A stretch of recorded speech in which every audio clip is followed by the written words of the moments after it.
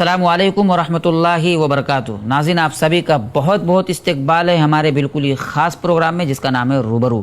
ناظرین، جیسا کہ آپ دیکھ رہے ہیں کہ روبرو کے اس پروگرام میں ہم آپ کے سامنے اہم مسئلہ لے کر حاضر ہوتے ہیں۔ آج جو ہمارے پاس مسئلہ ہے، جو سوال ہے، وہ گھریلو مسائل سے جڑا ایک اہم مسئلہ ہے، اور ایسا مسئلہ ہے جو تقریباً ہر گھر میں پیش آتا ہے۔ آئیے پہلے ہم شیخ کا استقبال کرتے ہیں، اس کے بعد یہ سوال لیتے ہیں۔ شیخ، آپ کا استقبال ہے ہمارے اس خاص پروگرام میں۔ شیخ، آج جو میں سوال لے کر حاضر ہوں وہ بڑا اہم سوال ہے، اور ایک ایسا سوال ہے جو تقریباً ہر گھر میں پیش آتا ہے، اور وہ گھریلو مسائل سے جڑا ہوا ہے، اور وہ سوال ہے ساس بہو کا مسئلہ۔ تو ساس بہو کے مسئلے سے متعلق کچھ رہنمائی ضروری ہے۔ حافظ صاحب، آپ نے بڑا اچھا سوال کیا، اور یہ ہر گھر کی کہانی ہے، بالکل، چاہے وہ گھرانہ پڑھا لکھا ہو یا پڑھا لکھا نہ ہو۔ اور ایک جملہ اگر کہہ دوں کہ یہ سب جو مسائل پیدا ہو رہے ہیں جوائنٹ فیملی کے، کچھ نقصانات میں سے ایک نقصان یہ بھی ہے، اسلام نے جوائنٹ فیملی کو بڑھاوا نہیں دیا ہے، لیکن ہم اور آپ بھارت دیش میں ہیں، یہاں جوائنٹ فیملی ہے اور ہم کو لے کے چلنا ہے۔ ایک اہم چیز یہ ہے کہ آج کل عورت خود عورت کی دشمن ہے۔ یہ بہت اہم چیز ہے، عورت ہی عورت کی دشمن ہے۔ اور آج تک بہت کم ایسا ہوا کسی بہو نے یہ کہا کہ مجھے سسر جی سے تکلیف ہے۔ اگر ساس سسر کی طرح ہو جائے تو وہ گھر جنت بن جائے، اور بہو بیٹی کی طرح ہو جائے تو وہ گھر جنت بن جائے، لیکن اپنے یہاں ہوتا نہیں ہے۔ آج کل کچھ مائیں بہت تعریف کرتی ہے کہ ہمارے داماد بہت اچھے ہیں، کیوں؟ بیٹی کا خیال رکھتے ہیں، لیکن ہمارا بیٹا بہت خراب ہے، کیوں؟ بہو کا خیال رکھتا ہے۔ تو عورت ہی عورت کی دشمن ہے۔ اچھا، یہ عورت اپنوں کی زیادہ دشمن ہے۔ اگر وہ عورت کوئی غیر ہے تو اس کے ساتھ ایک طرح سے برداشت کر سکتی ہے، لیکن اپنوں کے لیے دشمن بنی ہوئی۔ صحیح آپ نے کہا۔ اور اس میں کیوں ایسا ہو رہا ہے یہ بات سمجھ میں نہیں آ رہی۔ آدمی اگر ایک طرف بات کرے تو مسئلہ گڑبڑ ہے، ایک طرف ماں ہے تو ایک طرف بیوی ہے، کس طرف کیا کرے گا؟ لیکن شیخ، یہ مسئلہ پیش ہی کیوں آتا ہے؟ جب شادی ہو گئی، وہ لڑکی گھر میں آ گئی تو وہ بیٹی جیسی ہے، وہ اس کا اپنا گھر ہے۔ اگر ساس جو ہے وہ بیٹی کو سمجھنے لگ جائے، بیٹی اگر ساس کو سمجھنے لگ جائے، تو یہ مسئلہ کیوں پیش آئے گا؟ نہیں حافظ صاحب، لیکن ایسا ہوگا نہیں، کیونکہ ماں اپنی بیٹی کے علاوہ دوسرے کی بیٹی کو بیٹی مان لے، ایسا کم ہی آپ کو ملے گا۔ لیکن جس نے بھی مان لیا وہ گھر جنت بنا ہوا ہے، لیکن ایسا نہیں ہوتا، کیونکہ اس کی بیٹی چاہے جیسی بھی رہے اپنی بیٹی ہے۔ لیکن حق بات میں یہاں بھی مسئلہ ہو جاتا۔ تو یہ جو جھگڑے ہو رہے ہیں نا ساس بہو کے، اس میں نند بھی آگ میں تیل ڈالنے کا، گھی ڈالنے کا کام کرتی ہے۔ آج کل غلطی کم غلط فہمی زیادہ ہے۔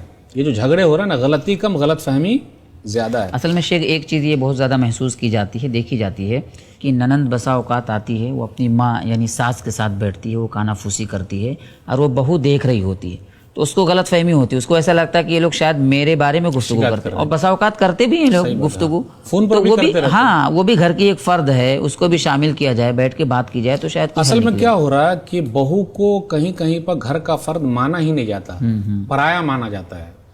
اور اگر نند جو ہے بھوجائی کے ساتھ بہن کی طرح رہے تو مسئلہ ختم ہو جائے، لیکن کچھ بہویں ایسی بھی ہیں جو واقعی مسائل پیدا کرتی ہے۔ وہ کیا بولتے ہیں، نہیں میں آپ کے ماں کی خدمت نہیں کروں گی، یہ کیسے ہوگا، یہ ہے دس اور دیٹ ہے۔ کہیں پر میں نے پڑھا، ہو سکتا ہے ناظرین کے لیے بھی اس کے اندر عبرت ہو اور آپ کو بھی یاد آ جائے۔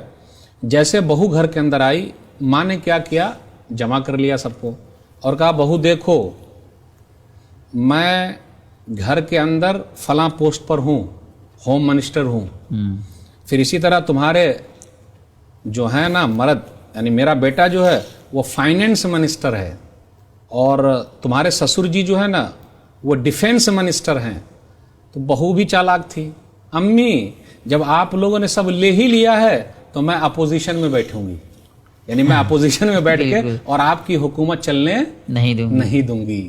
تو کبھی کبھی ایسا بھی ہوتا ہے، اس میں بیٹا پس جاتا ہے، کس کی طرف بات کرے، نہیں کر سکتا۔ کوئی بولے جورو کا غلام ہو گیا، بیوی کا نوکر ہو گیا، لیکن سمجھانا دونوں کو ہے، دعا بھی کرتے رہنا ہے۔ اور پرانے زمانے کی جو مائیں ہیں جن کی تربیت ان کے ماں باپ نے نہیں کی ہے، تو ان کا خیال ویسے ہی رہے گا، اس کو ہم اور آپ بدلی نہیں کر سکتے ہیں۔ تو گھر کے اندر جب بھی کوئی آئے تو ان کو سمجھانا چاہیے کہ میری ماں اسی خیال کی ہے، ذرا خیال رکھنا پڑے گا۔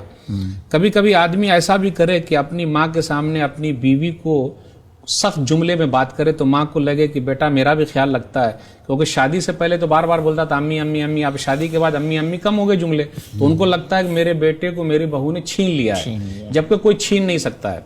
अच्छा, तो बहू को भी ये समझना चाहिए हाँ कि इतना बड़ा आदमी पैदा उन्हीं से हुआ है, अगर वो ना होती तो मेरे ये मर्द ना होते।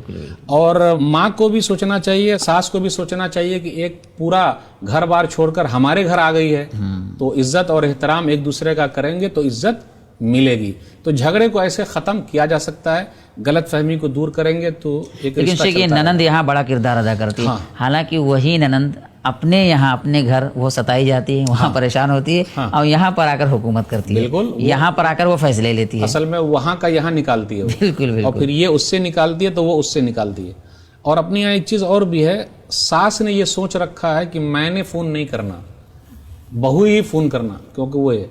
ननद ने ये सोच रखा मैंने फोन नहीं करना बल्कि भौजाई ने फोन करना, और ये एक सिस्टम है।